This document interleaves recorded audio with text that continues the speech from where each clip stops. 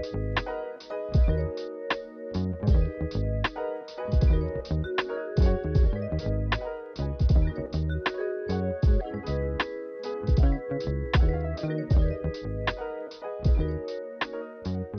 and welcome to the Playing Arts Podcast, where we put the spotlight on artists in our community. I'm your host, Andy Needham, and joining me this week is Sean Allum, who we all know as Eloh, creator of the Four of Hearts in the Playing Arts Crypto Edition, and a digital visionary artist who creates art with such painstaking attention to detail, it blows my mind. Welcome to the show, Sean. How you doing? Good. How are you, Andy? Yeah, pretty good. Thank you. Yeah. I mean, I think this might not be like our average show, especially with, someone of your expertise and kind of knowledge in this whole, crypto world that we're kind of finding ourselves in. So, I mean, I would like to get kind of a background on your art and stuff like that to begin with, because, you're a digital artist, but I know that you use traditional methods as well. So, I mean, how long does it go back, for you just creating art? Yeah. Well, early on, like very, very early childhood, 5, 6 years old, I would get these overwhelming surges of inspiration. And the only thing that really satisfied that or quenched that was to pick up a pencil and start drawing. So I started probably at the very beginning, copying comic book covers, Spider-Man, Pitt a little bit later. The Image comics were super inspiring. But yeah, man, it's been a lifelong thing.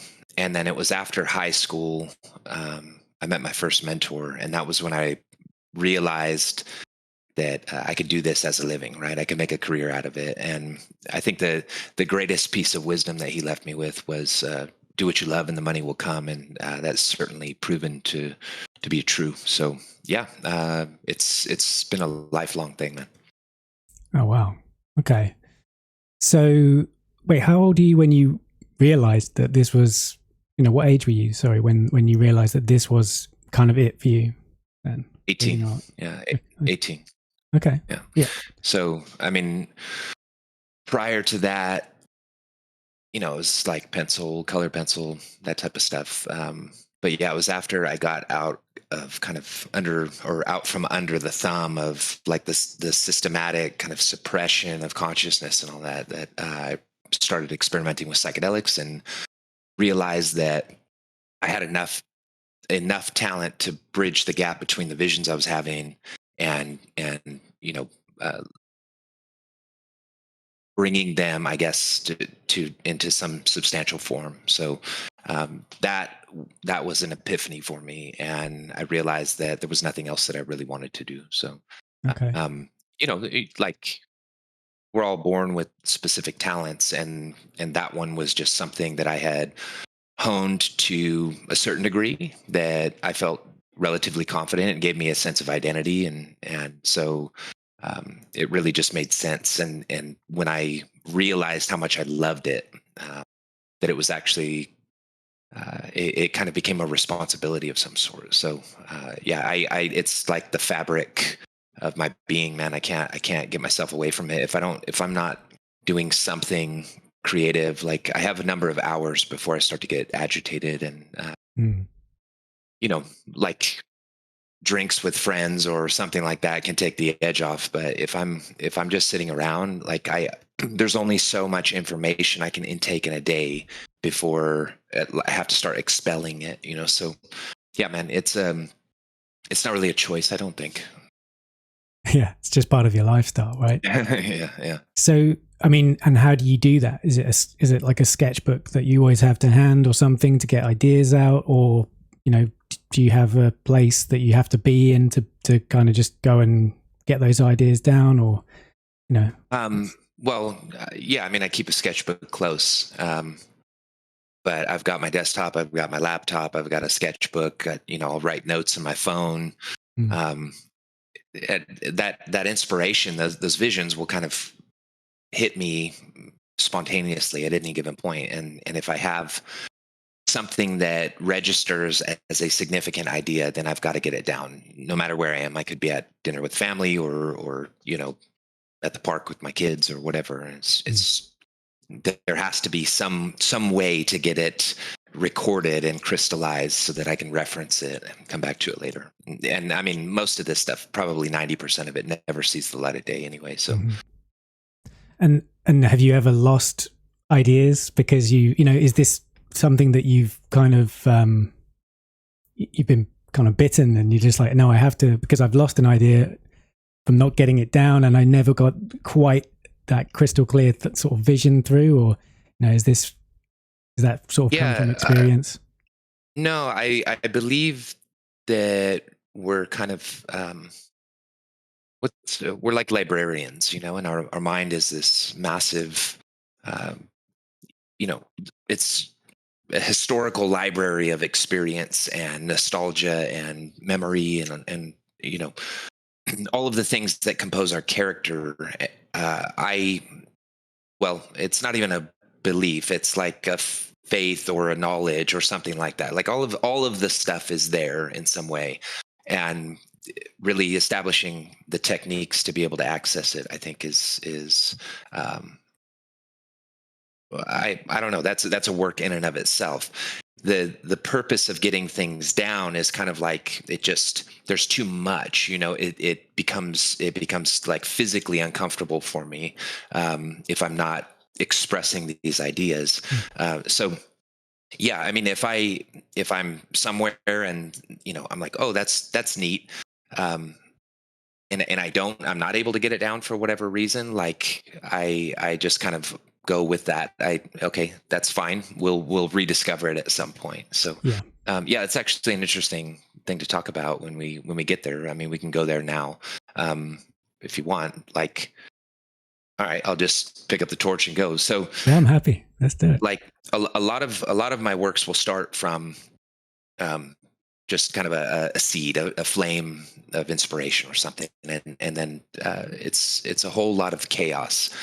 Creating a series of puzzles and obstacles and problems for myself that require kind of novel solutions to overcome, I guess.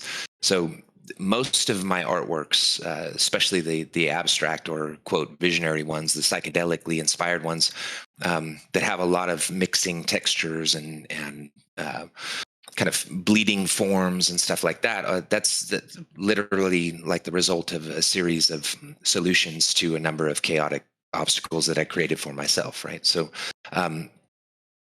because I have this trust that my mind is a repository of all of my experiences and memories and visions and all of that stuff, it's kind of I place myself in that zone where I become a little bit like a conduit, right? So just opening myself up to being able to make mistakes, taking wrong turns, and then just applying my will to make it from the beginning of a piece to the end, with the intention of being as true or authentic to the piece that I'm working on as possible. As a result of that, almost without fail, as I get to the end of an artwork, I'll experience a sequence of deja vu, kind of like tremors or something, right? So they're just kind of like waves that come through, and when that becomes persistent, then I kind of have the confidence to wrap up the piece in some way. It's almost like there is an attractor of some sort. There's an idealized way that the image should look, and it's my responsibility to simply place myself as close to that vein of or that signature, that vibration with that piece as possible, so that I can be an authentic messenger, I guess, of whatever that ideal version is. Wow. So you actually get a physical response when you're coming to the end. Oh, wow. Yeah. Sometimes super overwhelming. When I first set out to kind of establish myself as a psychedelic artist, or euphemistically a visionary artist, I guess, one who has visions and translates them. that whole deja vu process was like super duper overwhelming. And then I kind of got away from it, and I was like, nah, man, I need that. There's something there. And so I had to rediscover that. And so I consciously will put myself in that position now, basically an authentic conduit of whatever the piece needs to be. Okay. And I mean, there's no, or is there a typical kind of timeline for a piece, or is it? No. So no, what's the longest? Basically, yeah, I've spent years and years on pieces. I used to be, I spent a lot of time. I wouldn't say I was an oil painter, but I spent a lot of time oil painting, and I would have unfinished paintings for years that I would continuously return to.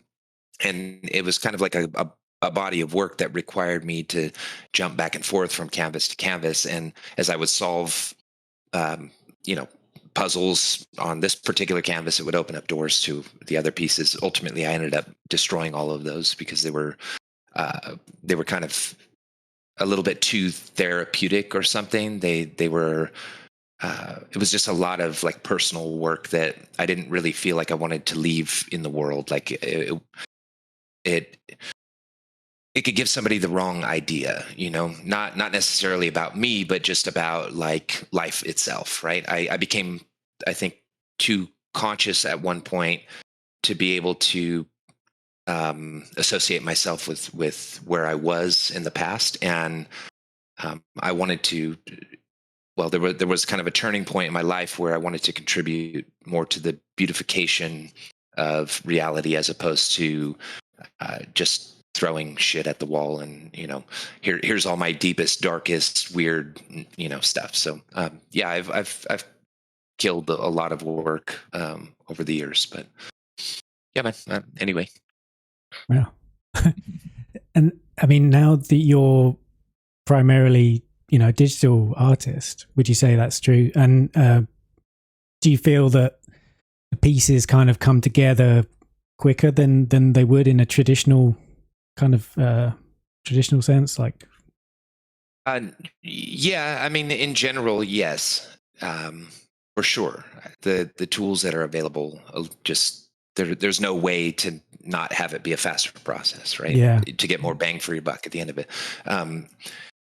That being said, I still will spend a year on a piece if I have to, right? I have a piece called The Missing Link that I spent a good year crafting, and that was kind of my, I think my opus coming out of just 2D kind of flat static works. It was, I accomplished everything I wanted to accomplish with that particular work, and the exertion and the attachment to getting the whole thing as right as it could possibly be that defined the work essentially. And I'm very proud of it. And it was a way for me to kind of close that book and move on to, the future, which just happened to coincide with NFTs, I guess. Yeah. Is that on your website, that piece? Missing Link should be on my website. It may not be. You can check it out. Can you help me find it? Yeah, if you go to artworks, yeah, and then scroll down. Yeah, there it is. That second one. Can we maximize that? Okay, I'm going to go back. I like it on the dark black background. There we go. Yeah, this is that piece. I mean, that piece would print maybe at 9 feet, and everything would be crisp and clean. Okay. Technically, I mean, this is huge. What resolution are you kind of working at? And kind of, I mean, are you, this is kind of Photoshop or going into Photoshop. Yeah. I mean, because I think with pictures of this scale, and we're looking at them on, displays that are relatively small, really. Like, if you paint a massive canvas, and obviously you need a big room to kind of appreciate that and all that, but I mean, how far back from the screen do you step to kind of kind of appreciate this, and or even how, because you can be zoomed in on like such a minute detail and not get like the bigger picture here as well. So it's kind of like I'm just trying to figure out how you I don't know, what kind of scales are you viewing this at, and just to kind of get that kind of overall sense of like the finished feeling, because it can be viewed at so many different resolutions. Yeah, I've never seen it at its full size, to be honest. But I know what every pixel looks like, and I know that when it's at this size, of my monitor, that the composition holds up, Mm-hmm. and it's pleasant to look at that size. So someday I would like to see it, preferably on a proper monitor that could do it justice. At an 8 foot or a 9 foot scale, that would be fantastic. But I have this idea for an exhibition of some sort, like just speaking to what you're talking about, and having a number of devices there. Somebody starts with a handheld, like an iPhone or something, and they look at the work on the iPhone, and then you move to a laptop and you look at the work on the laptop, and then on a larger monitor, or maybe 2 monitors or something, and then having kind of a dark room with a proper projected image at the full resolution. And I think that would be an interesting experiment, just to play with people's ideas. Like, so much of what we see is on our phone. We're like, oh, that's neat, like, and then we move on with our day, and you're like, dude, I just spent 5,000 hours on that thing or whatever, right? Yes. But a lot of it is just for the likes anyway. So if we end up with a bunch of people who are mashing the hearts or whatever, like, I guess that's good enough. I guess the next stage is then putting the VR headset on and going into, a metaverse kind of virtual gallery. And then you could see it at this huge size. It could be like monolithic, so. Absolutely. Yeah. That's, we're going there. I don't think that we're ready. I think we're kind of chomping at the bit to get there, but I don't know if we're ready. We don't want to spend all our time, cooped up and like without all of the immersive sensations and all of that stuff. It's just kind of a novelty still at this point, but it won't be forever, God forbid, like, we end up in some kind of apocalyptic scenario, on the planet, and that's where we have to be. I mean, I would rather that we learn to steward the planet properly, and then we have this kind of overlaid noosphere, that interpenetrates our reality, and we just reference it as we want to, as we need to. There are specific events that can only be pulled off in a virtual world, and we just go and have those events there, and then come back to a nice existence on the planet. I mean, I don't know. I as I grow older, I become a little bit more hopeful. I think I used to be terrified that the New World Order was going to lock us all up in some, planet-wide prison camp or something and feed us our Prosium and all this shit, And it's just, I think when you start to take more responsibility for what you're contributing to the larger conversation, that a lot of those irrational fears go away. It doesn't mean that we aren't dealing with psychopaths. I mean, and authoritarians and all that stuff, they certainly exist. But I think that, slamming that creative pedal to the metal, gives you a lot of confidence that you're able to help guide the larger experience, I think. And the more people that do that, the better. I think that's really, at this point, that's really the meta value of NFTs. They're allowing artists to experiment, and there's so much money to be made there that we can afford to like push our boundaries, and people, collectors are looking for novelties. They don't want the same regurgitated shit over and over again, and they want the weird stuff. They want, not all the time. I mean, they're going to collect all kinds of stuff, but but they're not afraid of it. We're not dealing with gatekeeping galleries that only accept, this particular lineage out of this institution. And, you've got to be, it's the traditional models they're so stale at this point. I mean, and it takes a lot to work at the pace of a successful crypto artist or NFT artist. It takes a lot. You have to dedicate yourself to living the life. You can't really afford to slack off or hey, I had a great sale, I'm going to take a month off. That's not an option until you're ready to be done, because it'll just leave you behind, and to catch up again is a very, very difficult process.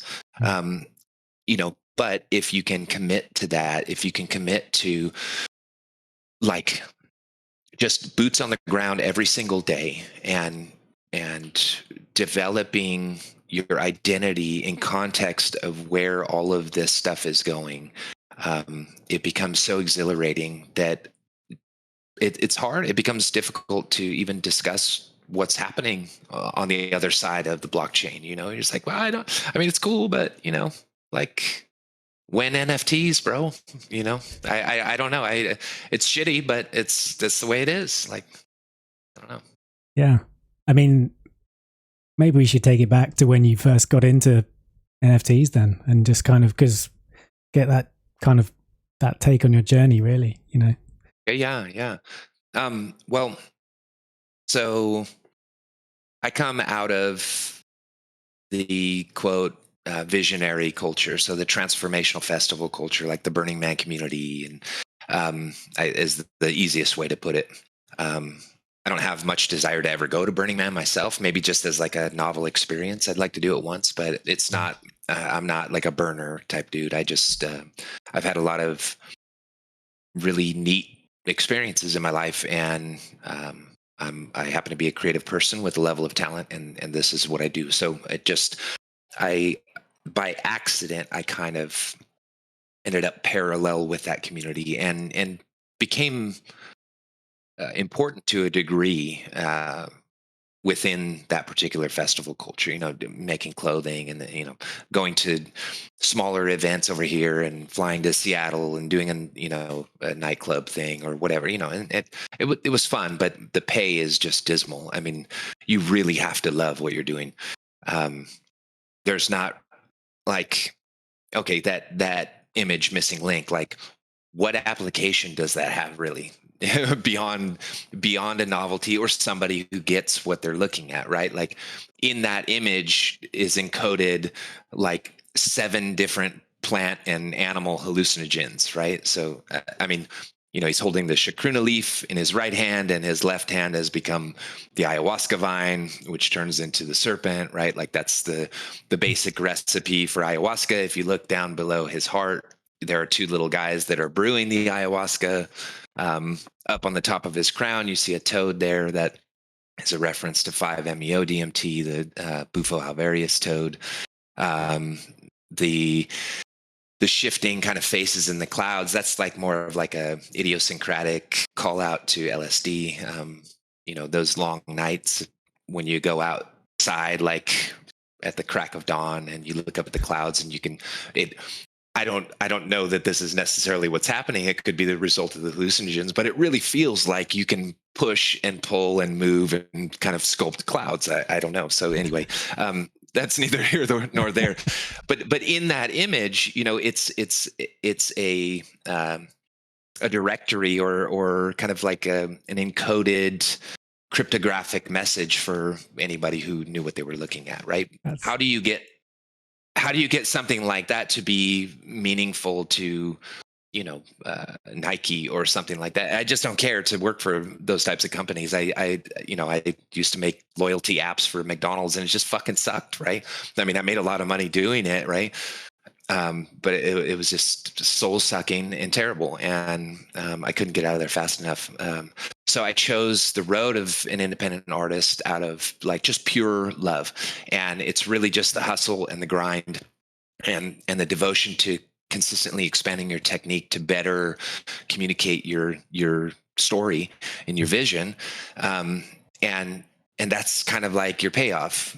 But when you've got a family, you've got to figure out how to bridge that gap too, right? So the only response to that is to work 120 hours a week, and who wants to do that at all, you know? So I did that for as long as I could, and ended up making a lot of album covers and, you know, clothing and all that kind of stuff. And in 2017, I'm like, all right, there has to be other ways to make money. And so I started, you know, kind of that gambling man in me wanted to start playing with crypto, and I was rather late to the game, to be honest, but I was fascinated with the EOS blockchain, like that whole thing that they had going on, and how they were positioning themselves to kind of flip, you know, Ethereum and all this stuff. And it never happened, but it was cool. It was a cool little journey to be on at that time. So how I became interested in EOS, which now they've got the Wax.io blockchain, right, that hosts Bitcoin Legends and a couple other very notable projects are on Wax. No, there are no gas fees or transaction fees or anything like that. They've got a whole different staking principle, and you essentially buy RAM for your NFT collectible project and stuff. And it's a fascinating thing, and I think it'll be around in the future, especially with like ridiculous gas prices and everything. But anyway, I became interested in EOS because of Dan Larimer, who is this kind of savant, you know, genius, quirky dude.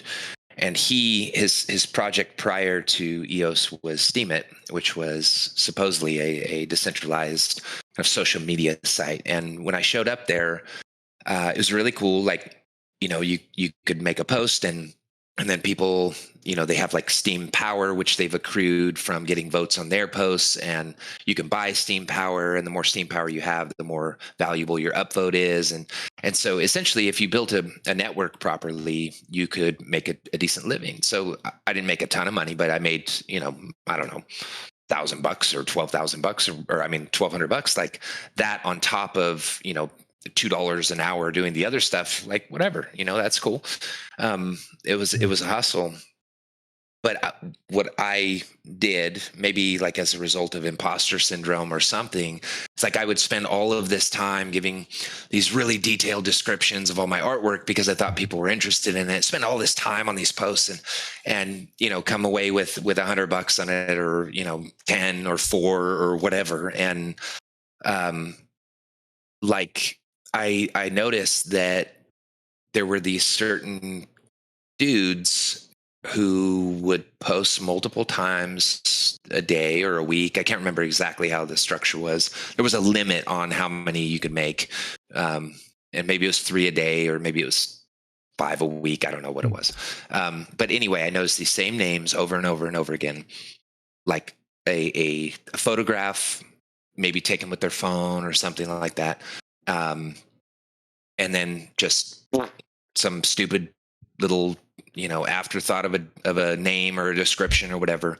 And it was just like $500, $700 a post, just hand over fist, like dominating Steemit. And I'm like, what the fuck is going on? So I started like looking at bots, and I'm like, I just am like ethically averse to doing that, right? Okay, so this person's doing that. In order to compete with this person, I have to do that too. But that then makes me them, you know, and now I've contributed to the problem, and now I'm stepping on everybody else and hogging the attention, and I just couldn't get myself to do it. So anyway, that became kind of the standard, and it got completely overrun just by shitheads who were doing this. And ultimately the experiment in free speech and, you know, decentralized finance and all this stuff, it just kind of collapsed under its own weight, and it became a shitty place to be. So Justin Sun came in and bought it up, and now it's all censored and, you know, stupid. So anyway, Dan Larimer's project was Steemit. It was awesome when I was there. That was how I first encountered crypto art, was through the communities there, Stella Bell and Julia Ponsford, and you know, these like super OGs and stuff. And I was contributing visionary works, nothing that would be, you know, that would qualify necessarily as like crypto art. Like I wasn't like, you know, I wasn't painting Ethereum logos on my stuff or whatever, right? Or like a Bitcoin, you know, whatever. Yeah. wasn't doing that. I was just doing my thing and then putting it on the blockchain and kind of immortalizing it, to the best I could. And developing communities and creating contests for people to, I took initiative to kind of like make my way there. And so anyway, I was invited to show at the North American Bitcoin Conference in 2018, and I sent a 36-inch unsigned canvas that was like printed in Miami and taken to the show. And so it's like tiny, right? It's like 36 by like 12, right? And they put that on the wall, and this dude came and bought the canvas for half a Bitcoin, right? So, Bitcoin was like $11,000 at the time, but I was like, what the fuck? Like that was my first greatest sale. It's just like, that was the thing. I'm like, oh my God. I'm like, if I had the bug, I'm like, if there is a way to do this repeatedly and consistently, like it's over, like I can live free. Right. Well, anyway, validation. Yeah, totally. It's like, wow, dude, somebody really loves this thing, and they're willing to just drop a shit ton of money on it for, it wasn't even signed. It was like just some shitty print, it was a canvas, but it was like, whatever. So anyway, I was invited by that dude. What I realized later is that he wanted access to me, right? So he had this plan to bring me in to work on rare pepes, right? And he wanted me to make like a number of these rare pepes, and he was going to like use my shit to make a bunch of money off me on rare pepes, right? So I picked up on that, and I'm like, nah, dude, and by that time, like everything was just coming down, just people were jumping out of windows and shit, and that the whole crypto crash of that era ensued. And I'm just like, well, I'm out. I made enough money to pay for my wedding, and I'm like, I'm just going to go back to doing what I know how to do. Punks were there just right at that time, and CryptoKitties and all that stuff. And I just had no interest in it whatsoever. I'm like, this is dog shit. Man, that was my honest opinion of it. I'm like, this dog shit. I'm out. This is stupid. I was so focused on wanting to like use the blockchain to like merge with my physical prints, right? I wanted a way to like hyperstamp a canvas or something, or a tapestry, and have that QR code be like embedded in the fabric of the image, like maybe, stone and gold or something that would forever reference its immortalized state on the blockchain. And that turns out that that's impossible until you have an object that has the internet and the blockchain inside of it, and you have an owner, a being, a body, a human who has the blockchain inside of them also. There's no way to bridge the gap between the digital and physical realms, right? So it's all just kind of workarounds and funny little tricks to make it seem like that, RFID chips and stuff. But it's not true trustless anything. So I gave up on it. I realized that I couldn't get my head around how I was going to bridge, my print business that I had going and the blockchain, and then everything was coming down, and I kind of lost interest. Like I saw where NFTs were at, and I'm like, this will come around, I think, at some point, but it's not there right now. And I just, like, I'm not like a bleeding heart, die hard maxi or anything. So it was just kind of bullshit, and there wasn't a whole lot of talent around. And I don't want to sound like a conceited asshole, but that's the truth.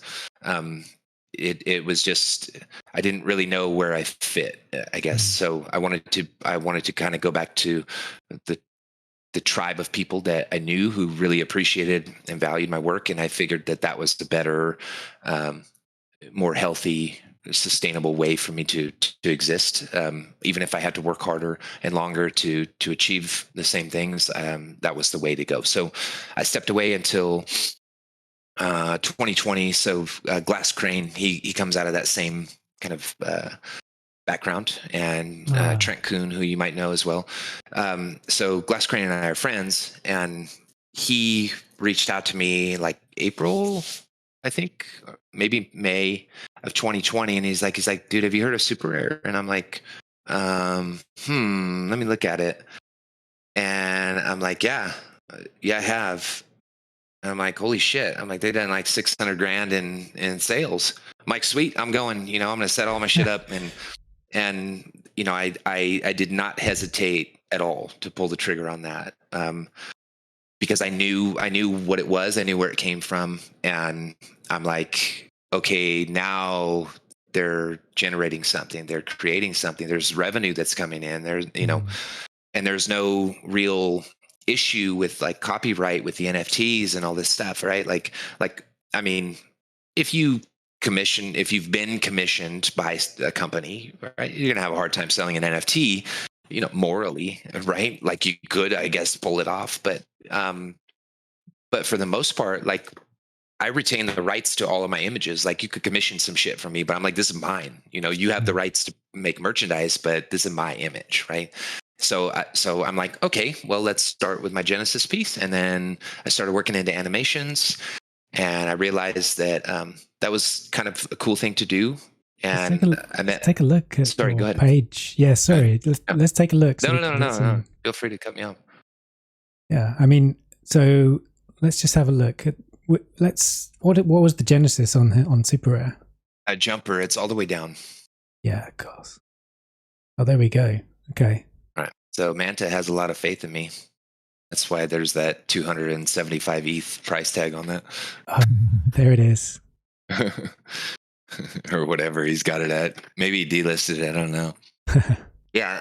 Okay. What does it say? I can't. It's kind of fuzzy. Did I sell it to him for 2.75? You sold it for 2. So what? Like $550 or something at the time? Yeah. I was looking. I was looking at this and I was looking at the history. I was like, wow. Okay. So, right, man.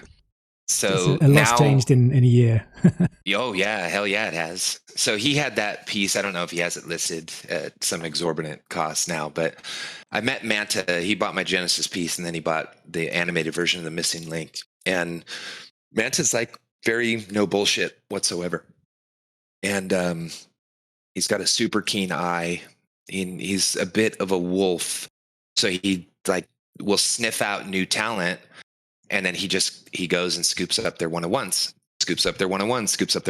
and then he like kind of offers himself as a bit of a mentor. And yeah, there's some great. I have some great owners. So I've got Museum of listed this for 25 and 7. Right, so that's a little bit more reasonable. He had this piece listed at like 300 or something for a while. So yeah, I like that number 25. That's something that could happen, right? I don't know about shooting from like a 5 ETH floor to 200 anytime soon. So cool. Maybe he's come to his senses a little bit. But he's a sharp dude. I trust him, but he kind of I didn't really know how to conduct myself. And at the time, like, go ahead.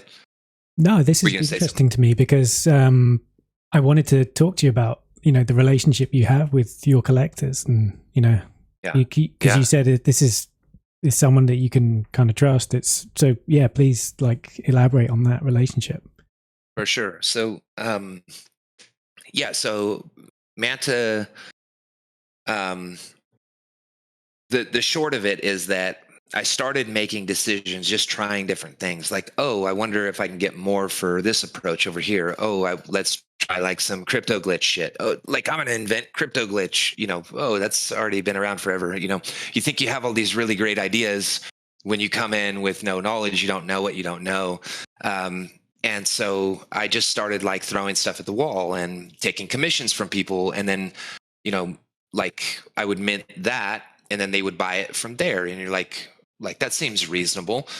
That's not really stuff that I would do anymore, but in that early atmosphere, it was kind of like whatever, it was just like do whatever, as long as like you're not screwing with anybody's money for the most part, you can it's just kind of up to you to see what works. So that phase was a lot of like testing and how do I run these auctions?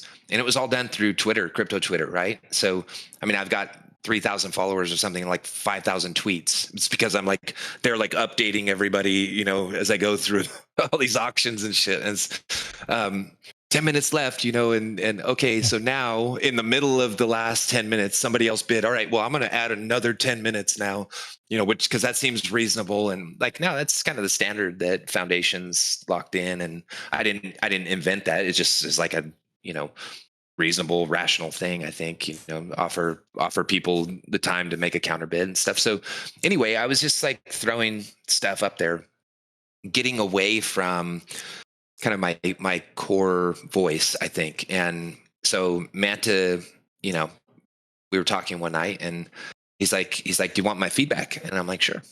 Yeah, I'll take your feedback. He's like, don't get upset, man. He's like, I'm going to tell you exactly what I think. And I'm like, no, dude, I love it. You know, let me know. I want, that's how I get better, is by hearing the truth, you know? And he's like, all right, boom. Like, this one's awesome. Perfect. Love the animations. Here we go. What the hell is this thing? Like, why did you do this? This doesn't make any sense. And it's total departure from all this stuff over here. I'm like, oh, I don't know, man. I'm like, I'm just trying stuff. He's like, don't fucking try anything. Don't do anything except what you do, because that's how you're going to establish trust in your brand, right? And ultimately, collectors are looking for a return on their investment. Turns out that one-on-ones are extremely illiquid, which I didn't know at the time. I just thought it was cool if somebody buys something up on the secondary market, which has happened maybe twice, I think, with my work. You know, it's like, wow, that's cool. And you get a little, you know, 10% royalty or whatever. Awesome. That goes on forever. Great. So here we are with this like 10K generative, you know, era. And a lot of one-of-one artists, I think, they suffer from like this competitive factor. They see terrible, low effort projects just irrationally mooning, and they're having a hard time selling, you know, their last one-of-one or whatever. Mm-hmm. And I went through that process too. Thankfully, I went through it a while ago, because I was always like struggling with money and everything.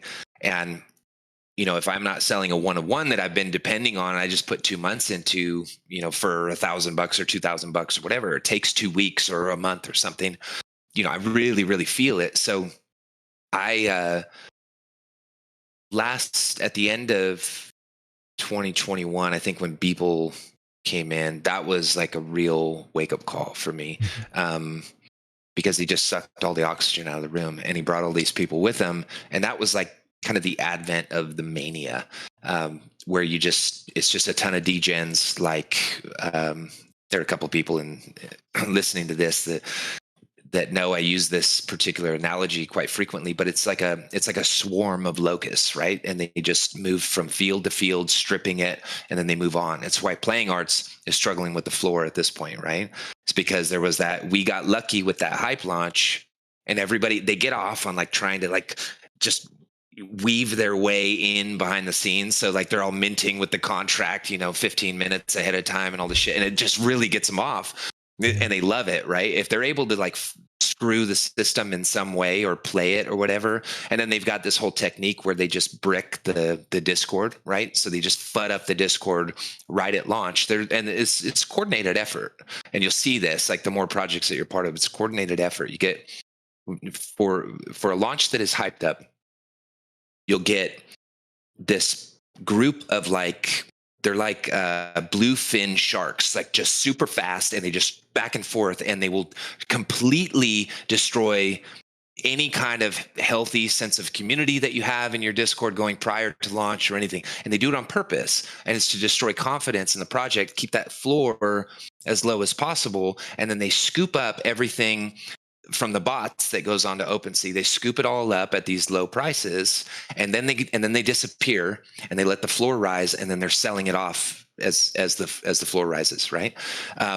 So that didn't exactly work out that way with playing arts, right? So I don't know if Vlad knows this, but I think you were in the Discord during that time. Sorry to segue to all this. I love this story. So I had been through a couple, you know, just terrible, god awful situations in Discord with projects and stuff, or maybe it was just avatars prior to that. And I'm like, oh, what do I just want to like punch these guys' teeth in, right? Like just get so angry at them. And I couldn't say anything because I go to maintain professional, represent the brand and all this stuff. And so in playing arts, like, these guys, Vlad and Sasha and the team, they're running around trying to figure out how to get, the whitelisters on and all this stuff. And they didn't have the attention to devote to booting people from the Discord. So there were a couple of these guys, and I'm like, I'm the only one here. And Vlad's like, what the fuck, man?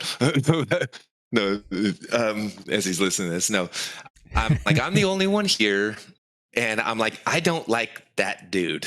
And so I just picked on this one kid, and, I'm like, yeah, someday some hair will grow on your chest, dude. Like, maybe you'll get a hug from your dad or whatever. And I just focused on this one shithead. And then I was able to bring the other guys to me by doing that. And so they started focusing on me and like trying to fucking get at me, right?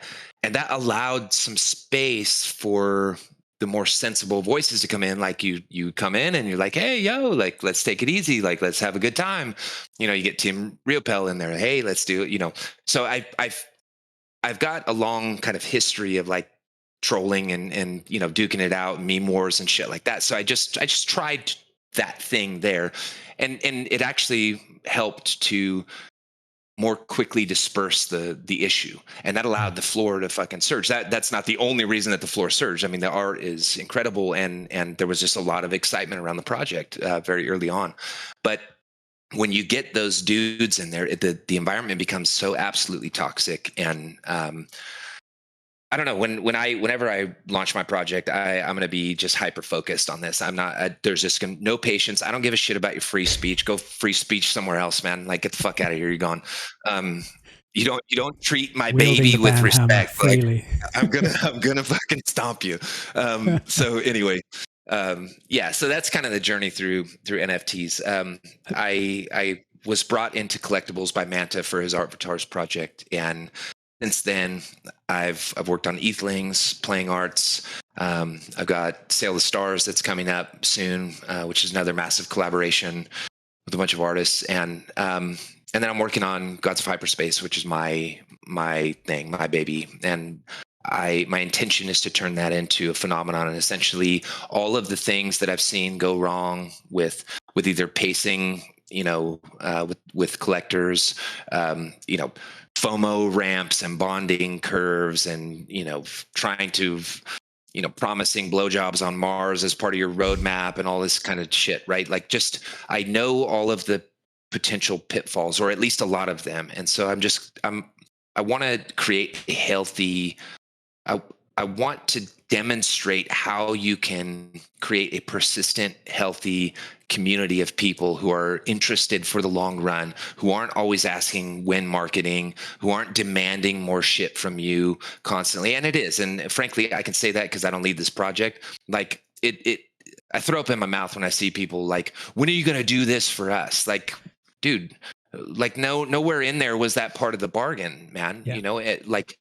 Yeah, I mean, the central team has a responsibility to like fulfill their roadmap and stuff, but this like demanding stuff yesterday, like, I'm sorry, dude, I just don't vibe with it, and I have very little patience for it. So there is a way to modify, I think, the consciousness of the people who are engaging with collectibles, and to do it in a significant way that creates persistent health. And you've got to know when your lulls are, and you have to have something to engage your community, like in reward phases that are enduring, and they don't, they work on healthy competition and kind of social tribes and stuff like that. But at the same time, like, you want to give people a reprieve. If it's a bear market or like an NFT winter or something, you don't need to be like rolling out another sale.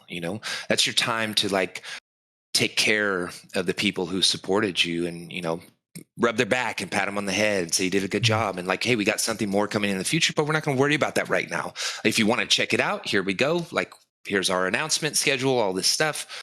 We're attentive, we're paying attention, but we're not going to bother you with trying to get more money out of you, and whitelisting for your launches, and creating like more of like a phase system, a series of soft launches, as opposed to like generating maximum hype and then experiencing this massive toxic drop off on the other side of it. I don't understand why like people have not figured that out yet. You know, like how have you not come up with a viable solution to like a sustainable launch into a perpetual growth, you know? And it's a mystery, but it's not that much of a mystery. You know, it's not that hard. It takes some planning, it takes some work, but I don't think it's that hard. Toddler Pillars is a great example of a community that really does that well. Yeah, I mean, going back a little bit, because we've covered, well, you've covered quite a lot there. I think I'm trying to sort of I told you I would. A bit of it. Yeah, and I'm happy to let you go. But like, I mean, let's just pick up on something. Do you think there's increasing pressure on artists in general to provide some form of utility with their work? You know, like, yeah, just in general. Absolutely. Yeah, your NFTs are access passes, man. You don't have to, but your collectors are the ones who are significant and who will support you in the long run are looking for a return on their investment. They believe in you, and they've kind of imbued you with the responsibility to provide them with that return, you know, and that is something unique, I think, to the NFT space that a lot of artists don't understand. They don't get that. They think it's like, my shit doesn't stink and I just make artwork all day and here's another one and here's another one and buy it and everybody buys it. And then they have like a little lull and they fucking panic, you know? No, if you go to my SuperRare, you notice that over the last year and a half, I've got 24 pieces, and many of those pieces I've given away. I've gifted to people. Their rewards for competitions and support, and So, all right. So on this first line here, so Crypto 888 bought Luminous State. That was my last NFT. That was 6 months ago. That was my last 101. Amendment 1 was purchased by El Berlin, and then Emanation next to it on the right. That was a reward for somebody who won a contest at like 1,000 followers on Twitter or something like that, or maybe it was 2,000, something like that. And then the next line down, Avatar and the Leap, those were both given to an investor of mine who helped me buy my land in Somnium. And Punku and Pusha, the next two, those are in a gallery in Somnium space with Natural Warp. On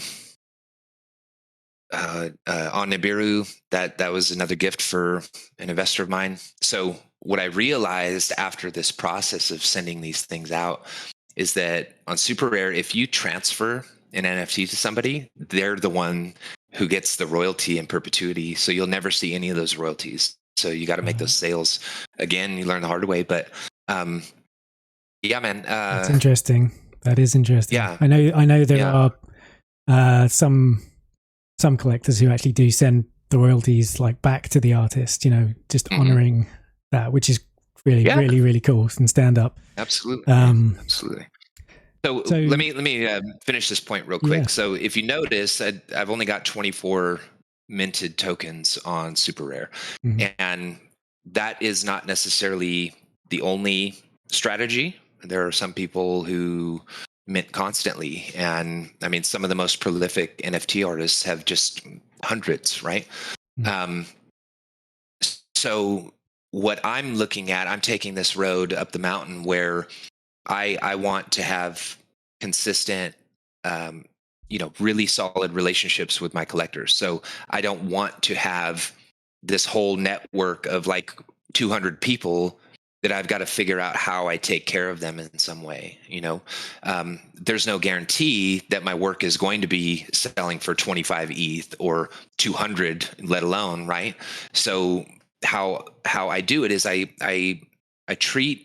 learned to treat each of my SuperRare drops as kind of like gallery showings to some extent, not quite as intense as that, but showing those behind the scenes, the development of the pieces, and giving people insight into why those things are happening, why I'm making the piece, why it looks a certain way, what inspired it. And oftentimes I'll follow up a drop with a number of videos, just giving people that insight. So it's marketing in some type of way, but it's also, it's courtesy, I think. It shows people that you care about the works that you're putting out into the space, I think. So that's just my approach to it. No, I like that. I do like that. I think, some people, I don't know, some people just want to see the art and not kind of, they don't care about how it was made, Mm-hmm. But I don't know. And obviously some people really do. I love seeing process, I do motion graphics and part of, one of the ways I was, I've been, you learn is through seeing the process, Absolutely. right? Absolutely. And you're very good at it, by the way. Thank you very much. And I think, so, and like you say, it gives you something to continue the conversation with collector or with people finding you, and I think, so anyone kind of getting into this can use that as a strategy as well, I think. And, totally. And I've noticed that also, go ahead. Yeah, go ahead. No, go ahead. No. Because I don't want to segue just yet. I don't want to, because I was going to leave this point, but I think we can just ensure you. Yeah, I think that there's kind of this unspoken pressure on new artists, but all artists. You see some of the most prolific NFT artists, and they've got these massive followings and massive Instagram followings and all this stuff. And a lot of these guys come out of the corporate world. Fuck Render comes to mind, right? And I don't, like, bless his heart, I don't get anything from his artwork, right? It doesn't do anything for me. And I notice how often he uses the same assets over and over again, just different lighting, a different composition. That doesn't do anything. It's a wallflower, essentially. With all due respect, it's a wallflower. And that's not to say that he's not taking, his revenue and not building bigger things. He's got, fuck Renderverse and all that stuff, which is a massive innovative, approach to this whole thing. But what I'm seeking through my art is, like, genuinely, I intend to communicate, like, the most authentic thing that I can possibly communicate through that piece. If I'm going to take the time to do it, then it's going to be idiosyncratic. It's going to be, personal. There's going to be elements of it that only some people like and a lot of people don't get. It's my story, right? Mm-hmm. So the mad rush to, build these huge followings of people and stuff is it's crazy in some way, unless it just comes naturally to you, right? Like Kid 8's a great example, how he's able to build kind of this cult following of people, and he could fucking say whatever he wants. And some people get mad, and most people are like, oh, it's an amazing take on life right here, and it's like, whatever. I mean, it's like, it's Kid 8, right? Like, that's not saying anything about his talent, but I think that seeing that type of success and hype around certain artists gives a lot of people the impression that that's something necessary for their success. And my floor, if I take the average of all of my one-of-ones, my floor is at like 3.5, right? 3.5 ETH. And that's been when ETH was $2,500, a coin, and when ETH was 250, like, and everything in between, right? Mm-hmm. But my ETH floor is 3.5, and I respect that, right? So I'm not going to sell any one-of-one for less than that, which means I need to have the patience and the resolve to build those connections with those key collectors who really appreciate it.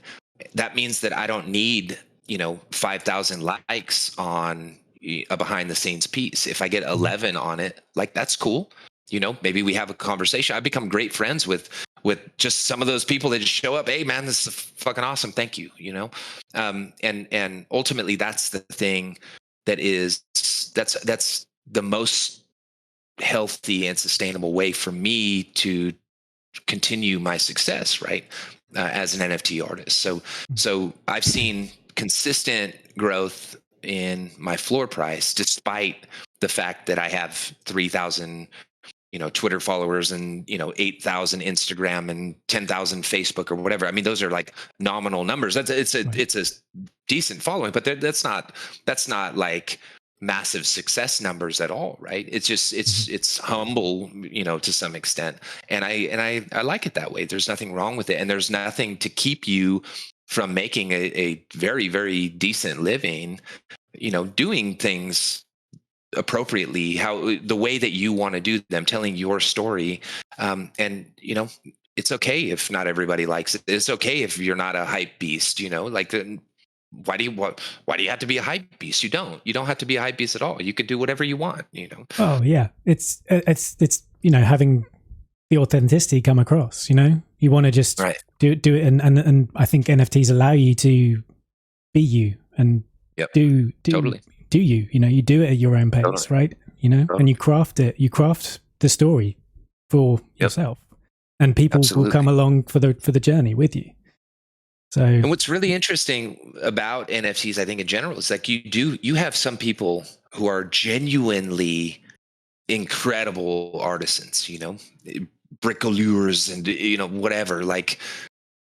I mean, incredible, genuinely incredible, super talented, super high technique artists who enjoy massive amounts of success.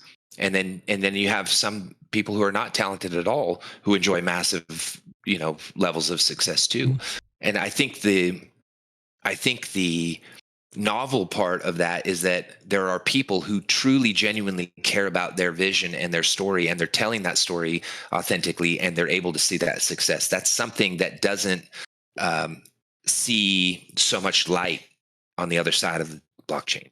So yeah, for sure. Let's talk about your card for a bit, okay? If you don't mind, because I think let's go. Let's just jump in and have a quick look. I think, there's a lot going on here. There's interesting that some of it's, all the colors taken out and very glitchy. And I mean, what do you want to talk us through this card? And also there's I think as well, like one thing that you did on purpose is the kind of, if we were to look at this in a physical deck, like, the printed version is very kind of abstract as well. It's not this. Yeah. It's not this kind of wider view where you see kind of what it is, but it's very kind of detailed. Sort of. It was actually just there, wasn't it? Very sort of close up there. So can you see just talk us through cut tubes? Yeah, you see the cut tubes of the heart only. Yeah. I've gone back and forth on that decision. I think in the long run, it will prove to be, just simply what it is that like the physical card kind of contains or hides the more interesting animated part of it. And I knew when I made that decision, because obviously I considered all of these different frames, what would be the best one. I knew that wasn't necessarily the most appealing or the most striking, and I also was highly confident that most people's physical cards, that still image, was going to be striking. And so I wanted to kind of occupy that quiet space and step back from standing up in front of people like, hey, here's my thing. And that right there, that's the image. So I just wanted it to be something that could be discovered. And so that was the motivation behind it. Like, I mean, it's not like it doesn't hold its own amongst all those other ones, but it's got this organic quality to it, nondescript, and I don't know. Yeah, that was a conscious decision to kind of lean backward and sit back into that quiet space, I think. Yeah, and it's a very popular card as well, I think, It does well. I mean, I got to tell you, it's tough when you go check out OpenSea and you see your card like at the floor. It's like, whoa, man, But then you go back the next time, and it's like it's nowhere to be found. You got to scroll a bit to see it. So whatever. Yeah, It's you do have to have quite a bit of a spine, I think, to maintain a good, healthy outlook on all this stuff, especially with collectibles, man. Mm-hmm. That's something I got to give Vlad credit for, man. Like I think he stepped into the lion's den with this project, and he hasn't really budged on like how he's going to do things. He's like, I'm going to release this thing when I release this thing. It's going to be right. It's going to be dope when it gets there. And like actually through the process that we all went through, the uncertainty, like, are we going to Binance chain? Are we going foundation? All of that took months to like really lock it in. And it was ultimately, I think, the best decision was made. And I think through that process, like, I think I could trust this guy. He ended up, after observing and taking account of all of these different ways to go with this thing, he made the maximum best decision with this project for how to launch it, where to launch it, how to handle the contract, all of that stuff.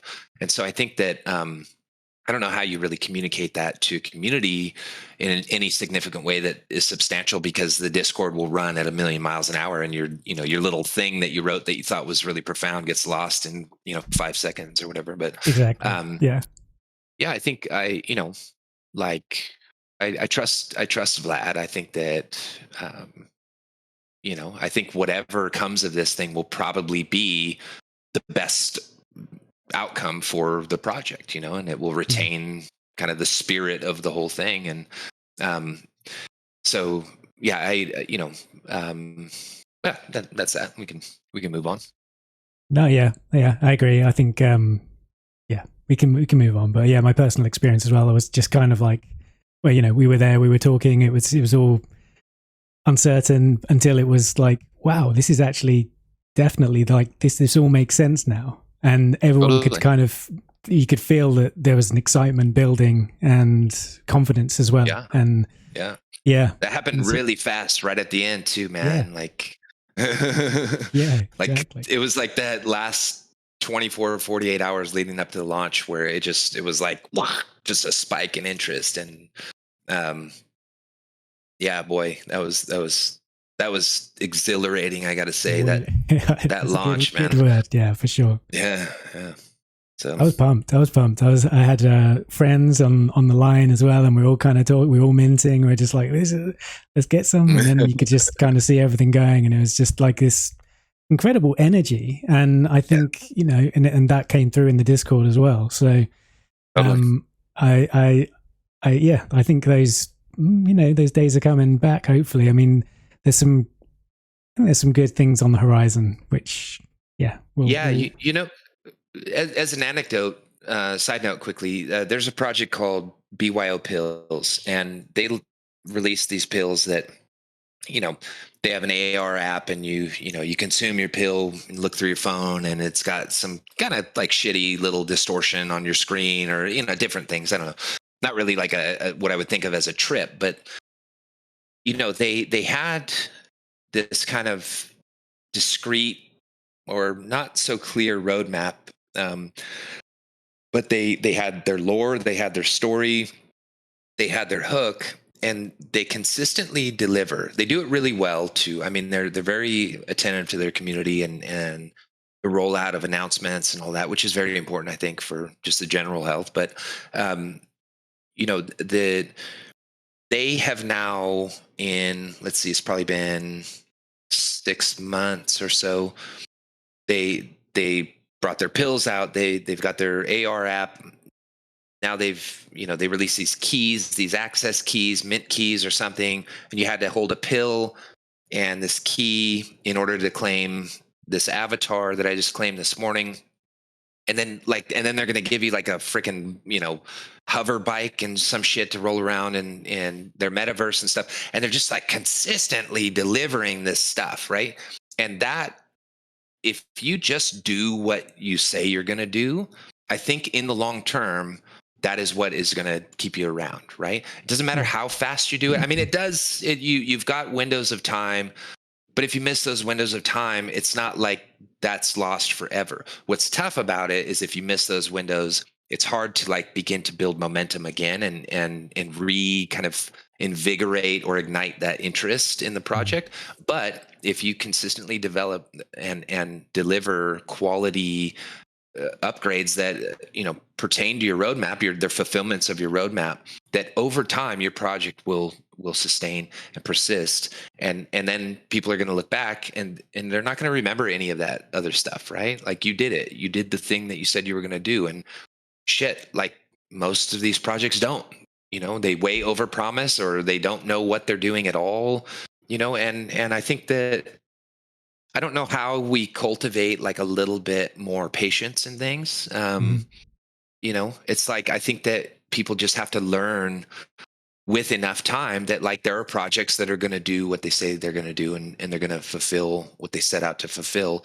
And there are other projects that are irrational. They don't have utility, or maybe they want utility, but it like that irrationality actually contributes to the ability for some shit to just moon off the bat. Like, okay, go buy into that project, ape in on that shit at 0.05 or whatever, flip it for 0.1, and then go and do the next one.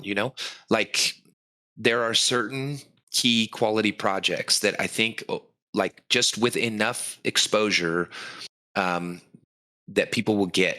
And I think it takes being around long enough to understand that like most of this stuff is not going to go anywhere, Yeah. And so I'm not interested in like just flipping shit. Like I collect the things that I want to collect. I collect like retarded stuff too. Forgive my language if it offends anybody, but I do. I collect like dumb stuff. But for the most part, like I love one-on-ones, and I love buying projects that I can tell there's something here, and there will be something here in the future. And it's not guaranteed, but it's a good bet that in the long run, this is going to be a good purchase, right? It's going to be a good investment. And I personally, I know I haven't been super engaged with the Discord or anything. I think that Playing Arts is one of those projects. I mean, you can see it. All you got to do is just look at the art, and you're like, somebody was able to bring all of these people together, and that somebody has had a long track record of consistent growth and success to the point to where they were able to bring, 55 of these like mind benders all together, like herding cats, but they did it. And you have just this maximum effort, maximum quality project. And that's a good indicator that they're not going to fucking rug pull you or skip out, Yeah, I agree. I mean, it must have been really, really difficult. And just, well, I guess I would find it difficult getting all these artists together, right? But I guess, they've been doing it for years. And with all these decks that you can see above here, that just goes to show that there's this established kind of history. I mean, do you have any other favorite cards while we're scrolling? Just that one right there. The Three of Hearts is my favorite card. Okay. Yeah, that's my just the charm of it and how clean it is. Like I aspire to have things work together like that. I want to get to the point where I can create in 3D just something so elegant. And it's just a beautiful thing. That's my favorite card. Second to that is Vinny Nasu's King of Clubs. Oh yeah, scroll down and find that. There we go. Yeah. And Vinny's just a very beautiful guy. Like I don't know him too well, but he's at the top of his game. And he just couldn't be like a more kind person, There's no pretension or like assholery with him, He's just honest and like a kind guy, Yeah. So that's probably that's probably why you get on well, right? So yeah.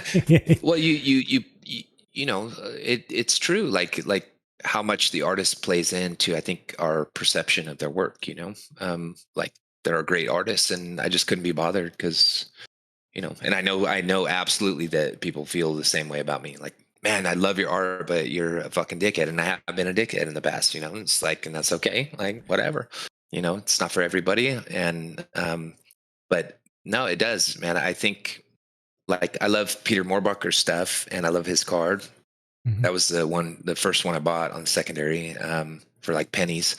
And I've since gifted it to, my brother-in-law and gifted, the Queen of Spades to my sister, which is right above it. Gifted that to my sister. That was her first NFT. Actually, that was both of their first NFTs. So, that's cool. But yeah, I'm holding on to that King of Clubs. I just, there's just like sentimental value in it. Yeah, for sure. Yeah, I was going to ask him. Like about. I think you've covered it anyway. But you are a collector as much as a creator. So I think we could go. There's so many places we could go. Like, and I know we've been going for a long time, and it, although it doesn't really kind of feel like it, I feel like we've just been. Anyway, let's just. I mean, we could go to Gods of Hyperspace. We could go to your new project. I mean, I'm happy to kind of. I think maybe we just touch on Gods of Hyperspace briefly because this is a metaverse project, right?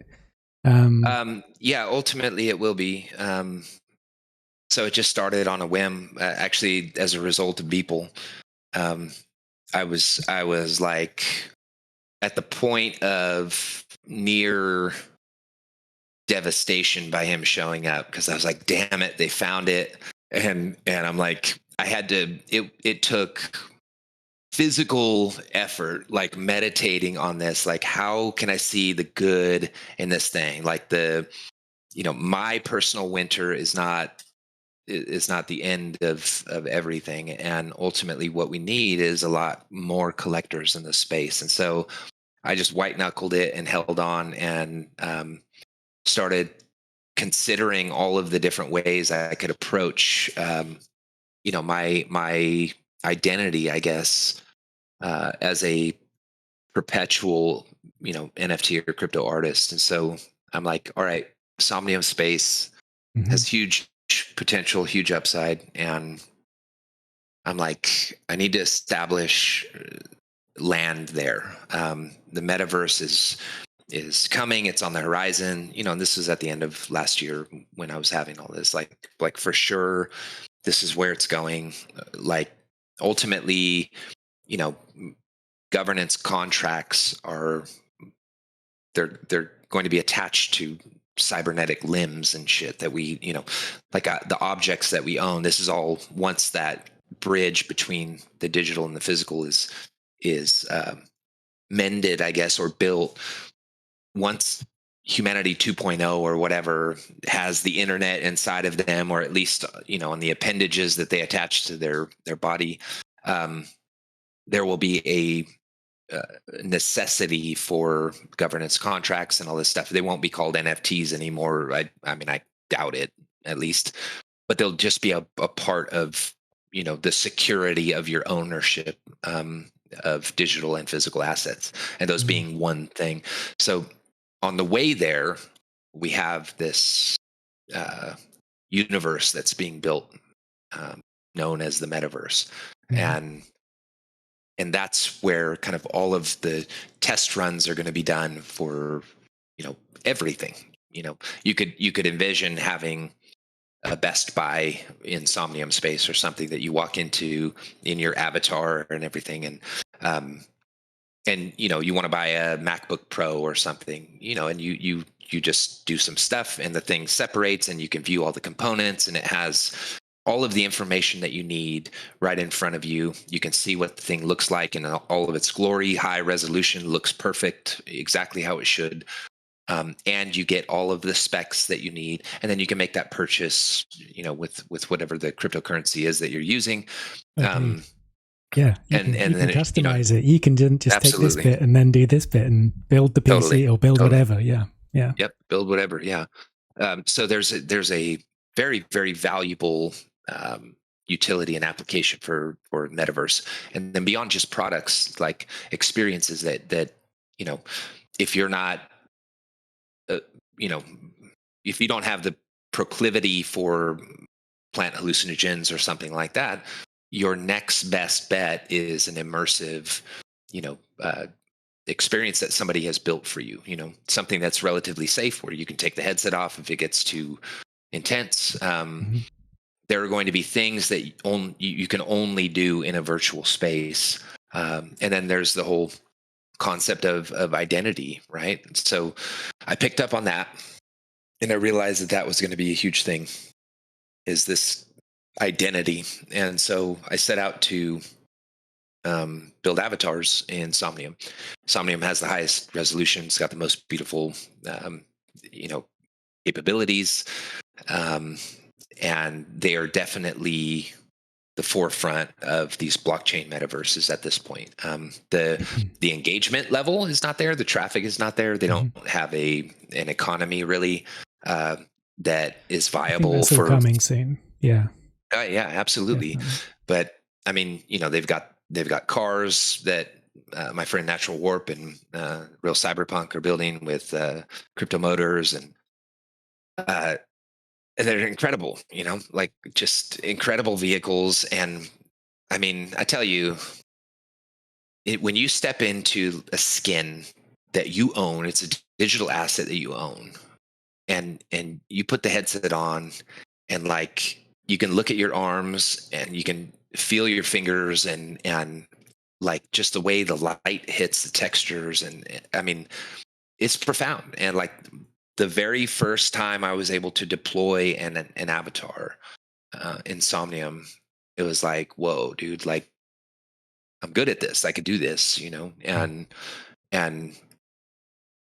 then I think I stepped it up for, I raised the bar a little bit for the other creators that were there, because since then, like people are just dominating me, like just unbelievable things that they're fucking producing every single day. And I don't feel like I catalyzed that, but I contributed to it, Yeah.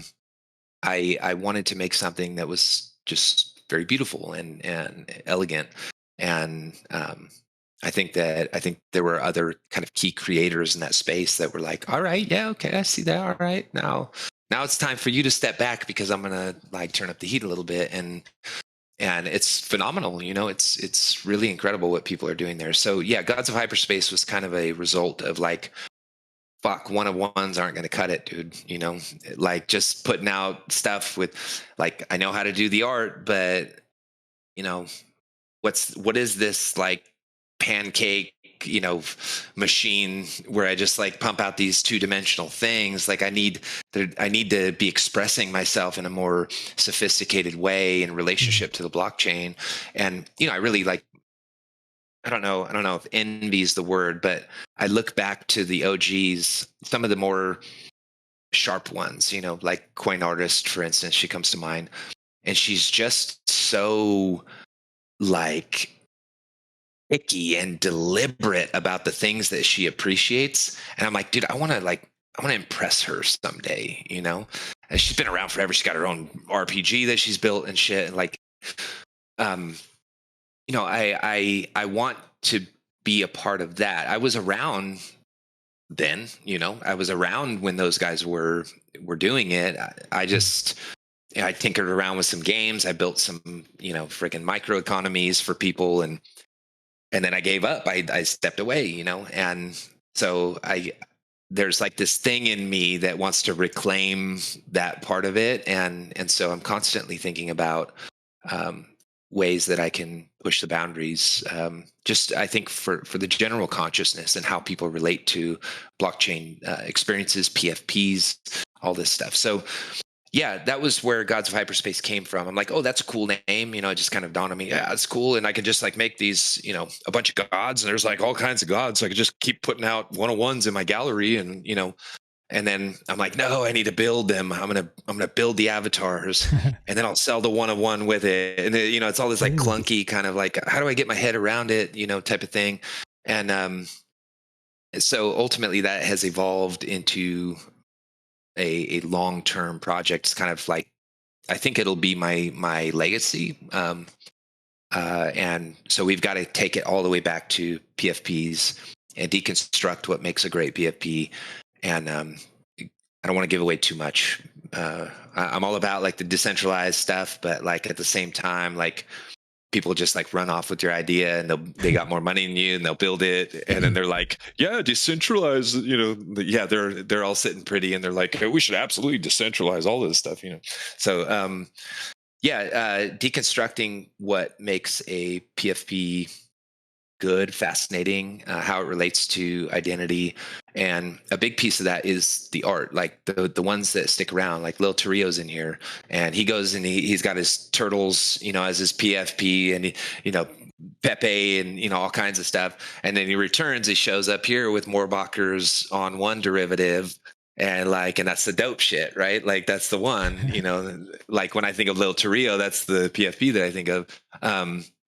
And so creating on that level, I want my art to impress the likes of Moorbacher. I mean, I want to create something that, when it shows up, like I don't care if, you don't really like it or you don't want to buy it or whatever, but you can't deny that it's beautiful, So highly, highly focused on the quality of the artwork. And then we've got a very elegant mechanic that can be reproduced and duplicated at any resolution, from PFPs to whatever the game mechanic is that we're working on to then scaling it into customizable wearables on avatars, right? Which is, I think, ultimately where this whole thing is going. And so we've had to break this thing down into classes and races or species, things like that. And so we've got reptoids and mantoids and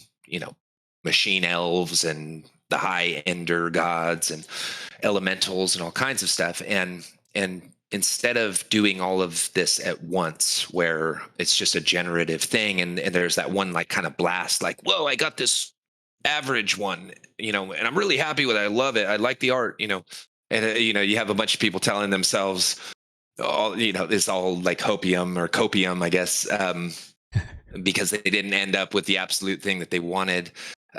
So we're gonna break that process down into phases, and essentially, you have to have an upper limit on your contract when you write it. You've got to have a maximum number. So we'll just set that like 9 trillion or something, or 10 trillion. So there's no, there's no way we can ever achieve it. And then we just roll out phases of these particular classes, and we focus on each class and its intrinsic kind of variety and how we can play with maximum diversity within that particular race and what it looks like. If you've got a reptile humanoid looking thing, like how many different ways can you express that thing? Is it accessories, armor, different spike patterns, different materials, backgrounds, obviously special layers, things like that. And so our mechanic will play into allowing people to make better choices about what they actually want to represent them, as opposed to, just like a one-off, like I got lucky, I like it, but I wish it was like this.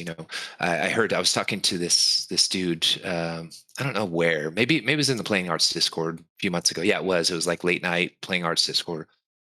We're talking about On One, and he's like, yeah, I like it, but it just doesn't represent me. And we started talking. I realized he's a black dude, and he's like, I don't have anything that really, speaks to me or my culture or anything like that. It's all like ducks and fucking, Asian anime and, turtles and all kinds of shit. But I don't vibe with any of this stuff. It's all just a flip mechanism, get rich quick type of thing or whatever. And so I really paid attention to that. I'm like, okay, what if we give people the ability to create the thing that they want, and then from that, develop communities around social structures within those particular classes, and then have those classes compete and cooperate to achieve objectives. And, ultimately you can take that from PFP and, Discord events and that type of thing, and you can roll that over into, gallery events or treasure hunts in the real world. You can develop an app that places pieces of artwork around the world, and it's like you find this thing, it unlocks this particular accessory or whatever, and then easily take that into the metaverse and create via something like Somnium World, which is essentially like a portal to your own Unity dimension that you can put on your parcel there. Develop some type of competitive battle within a virtual environment, and your wearables and your accessories have attributes that are associated with them, and this stuff doesn't need to be done on chain either, right? You can, there's Illuvium using their ZK rollup, where most of the shit that's happening in that game is going to happen off chain, and then they just roll it up into a block, and it's immutable, right? That's all the shit that happened in that time period.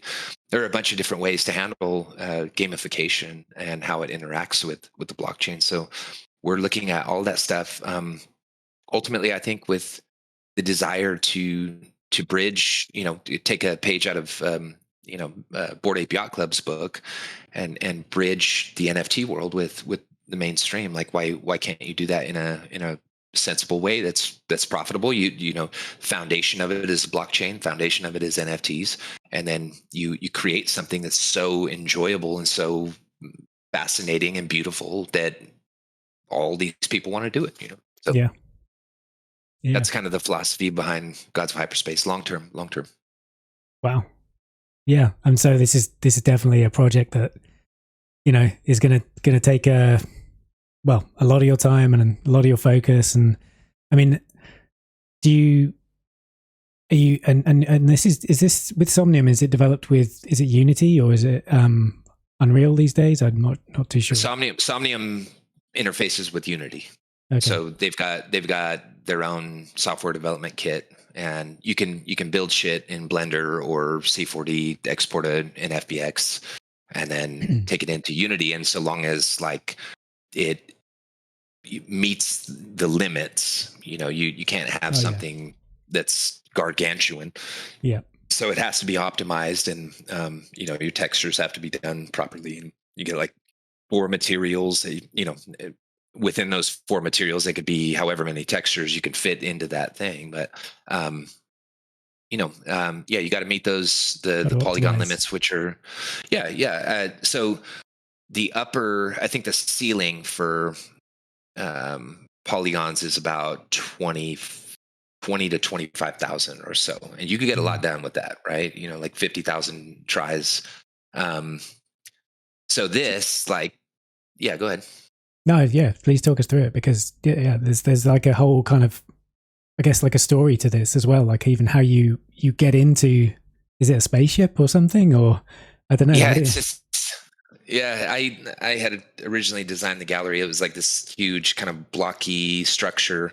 That was before they released this update for their SDK, where you could bring in external 3D models and stuff. And so it was good for like the soft launch that I had released. The initial build that I had was good for that. I had a big old mural inside and everything. And then I'm like, now we've got this capacity to bring in stuff from outside. So I'm going to take a shot at that.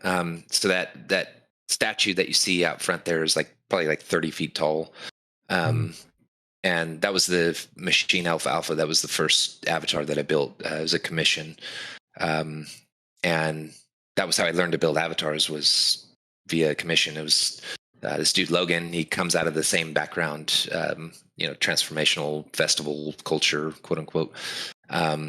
He's like, I want you to build me a body, and paid me handsomely for it, and gave me the time to learn how to model and work out the issues that I saw with Somnium. And like, if you don't calibrate your avatar correctly, you slide around on your tippy toes. And so I'm like, I'm just gonna cut off his feet, and and some spheres in his joints, so you don't get like folding polygons and stuff. And so a lot of the design is a result of function.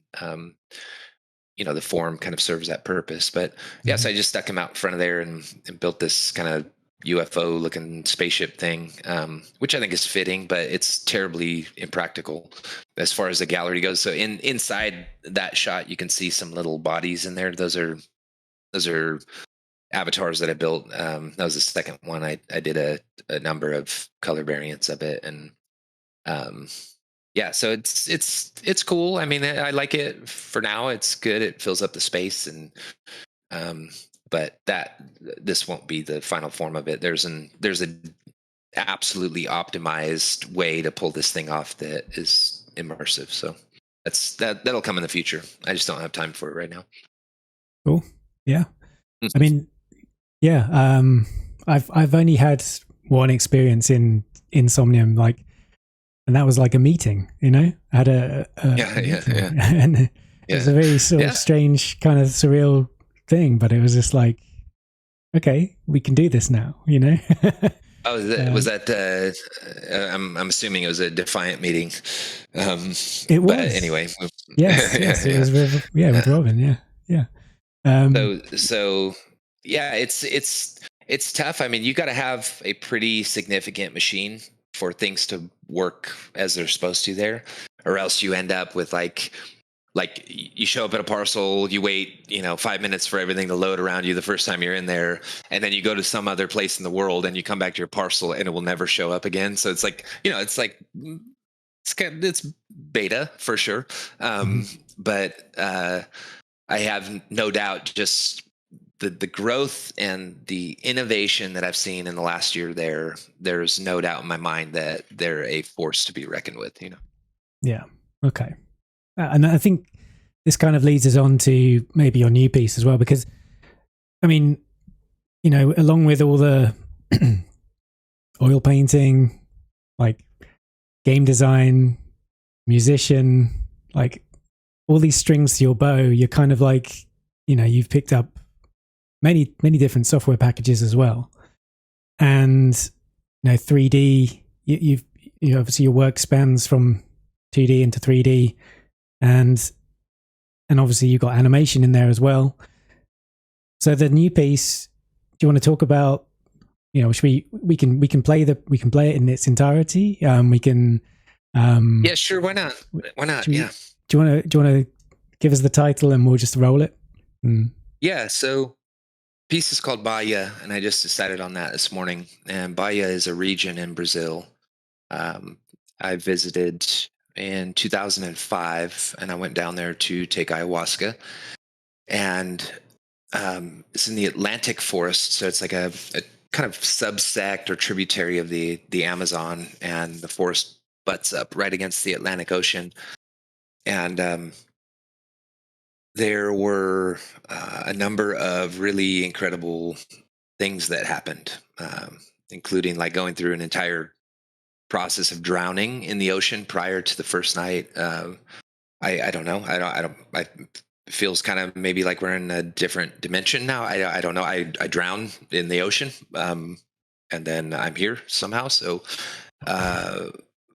that was terrifying, but it was almost like it was so prescient of the ayahuasca is called the little death, and it is. It's like that's what it feels like. It feels like you're seeing the other side of the grave in all of its glory, and it's very convincing. So yeah, this whole piece takes place like on the water, and I wanted to capture the essence of these encounters with these entities in psychedelic space. And when you smoke DMT and you have an encounter with an alien of some sort, or whatever it is, there's it kind of leaves you with this question of like, is that thing always there? Like is that just what it does in that room? It just does this shit and waits for humans to show up to put on a show, or like, does it manifest in this form and it's just sentient and ready to go? Like how does that space exist? First of all, how does it persist, and why is it like that? Those are really kind of like fundamental questions that you're left with, I think, when you have one of these encounters. So you arrive, this is a 48-second endless loop or seamless loop, and should we play it? You kind of descend. Yeah, go ahead. Yeah. Yeah, let's just play it, because then we can get some context. Yeah. Sure. Yeah. Yeah.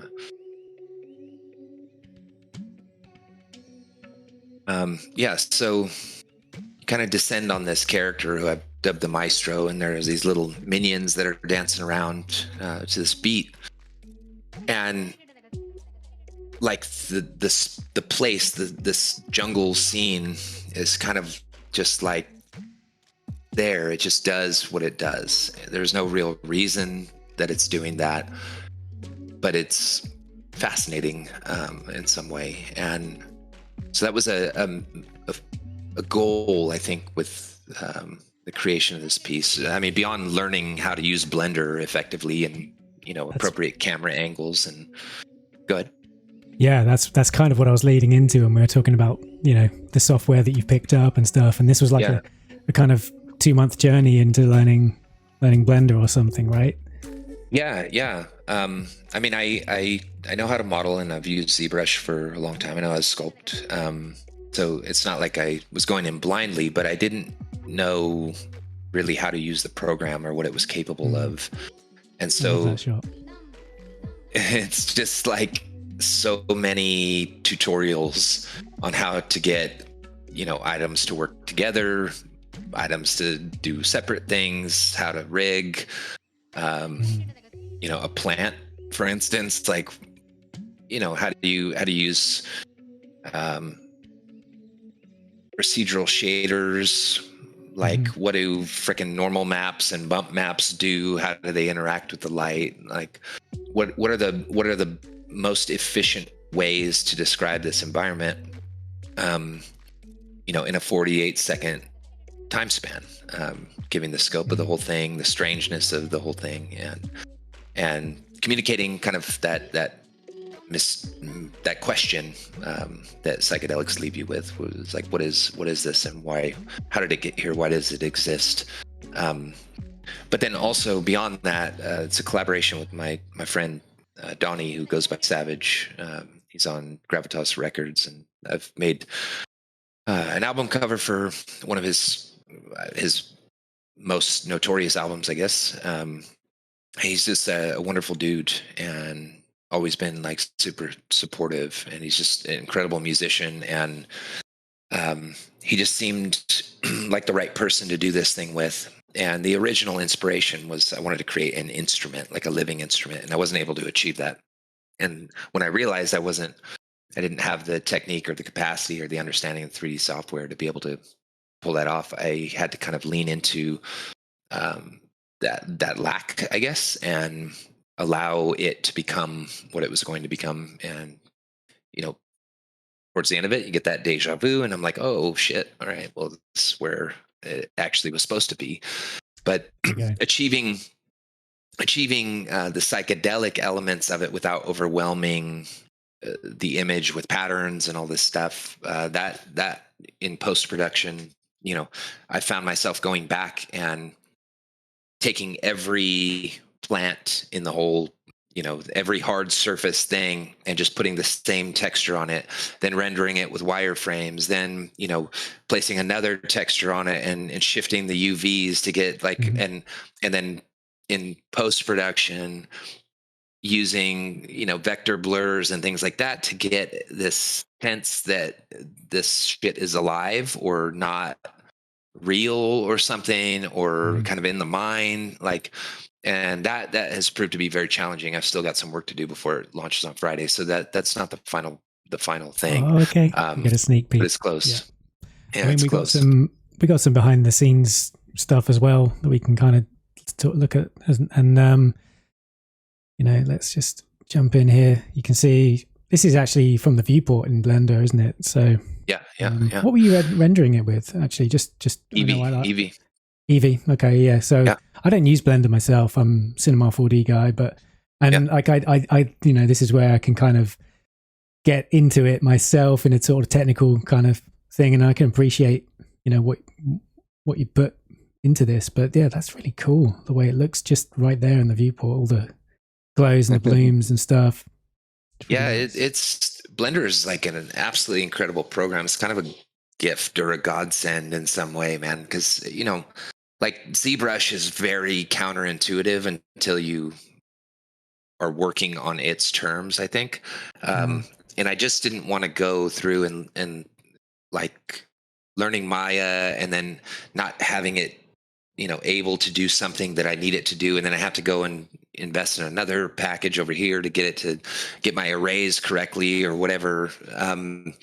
And Blender is like just fucking sitting there, and there are all these geniuses writing add-ons for it, and I mean it's really incredible. And Eevee is super powerful. I mean, I think it misses some of the stuff that maybe a more powerful rendering engine would pick up, but right. But man, I mean, for what it is, it's just fast, real time, like yeah. So looks like you're playing with different lenses and stuff as well, for these. Yeah. That looks pretty wide on that one. Yeah. So awesome. Yeah, man. It's I don't know. I don't know. I mean, I end up like getting attached to names and brands more than I want to, so it's like I wish I was using Cinema 4D. I wish I knew Maya, right? Like saying that this is done in Blender, there's like this like, oh, no, it's B3D or whatever, right? Like there's like a little bit of an aversion, because it's kind of the redheaded stepchild or whatever, at the moment. But God damn it, it's just a fucking powerful program, man. And there's just no two ways about it. It's just incredible. And this guy, I can't remember his name. I don't know. He wrote this like Nebula Generator, and he's got it all set up for you. He's got all of his nodes fucking wrangled, and he's got all these descriptions of what everything does. Of just a beautiful package, it's like $15 or something, and just plants you right in the middle of this huge volumetric nebula, and you just like shift this slider over, and it's like something else. Like it's just what the fuck, man. It's crazy. So is that how you built out some of the backgrounds in this then? Yeah, that background is it's like a mashup of a bunch of stock images and then painting in stars in places, and there's volumetric fog over it and stuff. You don't see a whole lot of it, so like whatever. Yeah cool. Oh man, so this is actually going to be on SuperRare, right? Yes, it will. And so when this and you haven't put anything up for a while. So no, it's been 6 months. Yeah. No. Okay. Wow. No. Yeah, man. Yeah, so Friday is the day. It's like releasing this. There's some trepidation, like I hope it's well received. The amount of work that's gone into it, and by the time it's ready to go, like I don't care if it sits there for 5 months or a year or whatever. I'm not, I don't get down on myself if like a piece doesn't sell. I've kind of been through that, and it's fruitless. So, I'm putting it there. Obviously you want it to sell, but I'm putting it up there. And if somebody in my network of collectors who appreciate my work want to get it, then great. But I know what I want for it, and I'm not gonna like accept less than that for it. So if it takes a long time to do it, then it takes a long time to do it. It's no biggie. Yeah, and so I just wondered, do you have, because you have a relationship with existing collectors and all this kind of stuff, do you share any kind of behind the scenes stuff with them? Is it that kind of relationship, or just to kind of gauge a bit of interest, or just to say, look, this is what I'm working on right now, and soon. Yeah, that's a touchy subject, I think. Definitely, like, so Ken Shiro, for instance, he has invested in Gods of Hyperspace, and so I'll keep him abreast of that if it's appropriate, but I'm not gonna like flood him with shit. I'm not trying to push anything on him. like as far as that goes, like it's totally open. For him as a collector, right? Like he's kind of moved on beyond 101s because he's looking for liquidity, and nobody has an answer for how you squeeze liquidity out of a 101 at this point, right? It's just, some people pick winners. Like X copy can fucking sell all day long for $1 million at a pop, and that's just the way it is, right? And this kind of brings us back to something that you had asked, like should your 101s have utility? And I think that definitely the answer is yes. That's how if you infuse your 101 NFTs with an understanding that they are access passes to your career, and that they're kind of a reward ticket of some sort. They're a VIP pass. Then I think it's a lot easier to establish yourself for the long run and have people trust that when they get something from you, not only do they like what they're getting and it's dope to own this thing, but that they know that you're going to be around, right? Like you've taken the time to, offer them upgrades or whatever, or airdropped them something or whatever, right? Like my second avatar that I built, one of the mantoids, I made 9 of them. I've sent out 7 of them to people who've been significant, guides, I guess, along the way, right? And they're just like, "What the fuck, man? This is dope," and it's like, "Cool, man. Glad you like it," and then move on. You're not expecting them. I'm not doing that so that they come back and buy my NFT later or anything. It's kind of like it's customer service, it's common decency and courtesy. Like, you helped me get to this point to where I had enough fucking free time to build this thing that, like, boom, there you go, and like people see a lot of value in that, taking the time to put on a suit, and dress up a little bit when you go and you have an important meeting. It speaks volumes about your character and your dedication to what you do. So, I mean, as an analogy. So, when like I wouldn't shoot a collector like a behind the scenes thing unless we had a conversation going. Like with Manta, I had asked him if he would check it out because I think I want to help him, or I want him to help me price it. So I may send it to him ahead of time, just so like, and there's a little bit of like positioning myself there. He hasn't bought a 101 from me in a long time, but he's brought me onto projects of his that have resulted in many thousands of dollars. So I don't really want, or I'm not expecting him to do anything for me. Yeah. It's more like, hey man, like I made this thing, like where does it belong? How should I position myself when I'm releasing it? That type of thing. You want to do whatever you can to eradicate the desperation. If a collector, no matter if they're a good friend or a close colleague or distant, if they sense or they can sniff out any kind of desperation, they're just like, nah, man, not into it. And like not everybody, but for the most part, like you really want to patch up as much of that through your hard work and your ethic and building those relationships. Like in the last 6 months where I haven't released anything, I've rewarded my collectors. I didn't ask them for anything. I didn't put out any new NFTs that I needed them to buy. And during that time, we have a bunch of laughs. We have conversations that talk, that deal with all kinds of other stuff. So it's a long-term process of building relationships with people, as opposed to leveraging, the bags they hold. That's just the worst way to go about it. They'll see through it eventually.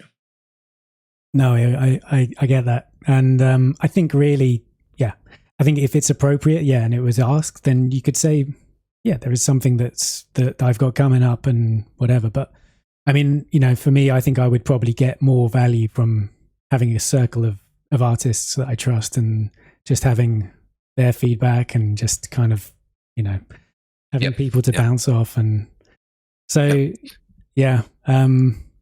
that's very, my friend John my friend John is in here, and I've sent him iterations of this particular thing. I don't know, 4 or 5 times on the way, and he'll get down into the details. Like, dude, I think you need something going on here. Yeah. I don't know what it is. Oh yeah, wait, no, we need some lights fucking traveling through this circuitry or whatever. Really valuable stuff that, like, this thing, as it gets close to the end product, is actually a result of like a lot of ideas that he has given. So yeah, man, I mean, it's collectors valuable. Collectors are not the audience for that type of feedback, I think, or input. No, it's a professional relationship. It's a professional relationship, and they're depending on you to make them proud. Essentially, I mean, that's kind of what it comes down to.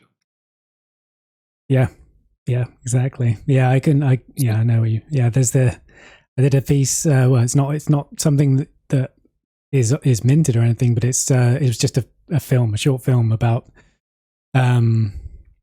It's about kind of, I guess, anxiety, whatever, self-doubt, that kind of stuff, and overcoming that. But I had to get it out, but I had to go through a lot of iterations with it, but only through talking to, I got a good friend, Brandon Parvini, and actually even David Ariev, who sort of helped me through some of that stuff as well. It was just like getting their feedback on these things was just like, it's amazing how it took it from what I thought I was like, okay, this is okay, to having some critical but constructive feedback to just get it to another level. And I think that just it's a development time, isn't it, that really you need on these things as well. And that's why sometimes I think with some of these things, like the digital paint is never dry in a way, especially but like, it's just interesting hearing your story of you actually have that kind of feeling and confidence that it is finished and it is ready to go. And on that, I think, we probably are getting ready to go on this episode of the podcast. Yeah. And like, solid hours, bro. Dude, it's been awesome just talking to you, and I just want to thank you for just taking the time and sharing like so much with us as well. Good luck with this drop. I'm going to be keeping an eye on SuperRare and just having a little look just to see. So we'll see, man. We'll see. Maybe it's a phenomenon. Maybe not. We'll see. Maybe, but I don't know if the audio came across. It's really important to watch this with audio, and I guess we'll wrap it up. And I want to say, anyone who wants one, we have a POAP for this episode, as we do for all of our episodes. You can, if you've been following along so far, this is the 4th one. So, big thanks for joining us. Thanks to our community for supporting the Playing Arts Project. And once again, thanks to Sean for joining me. I'm Andy Needham, and I'll see you in another episode of the Playing Arts Podcast. Thanks, Andy. See you.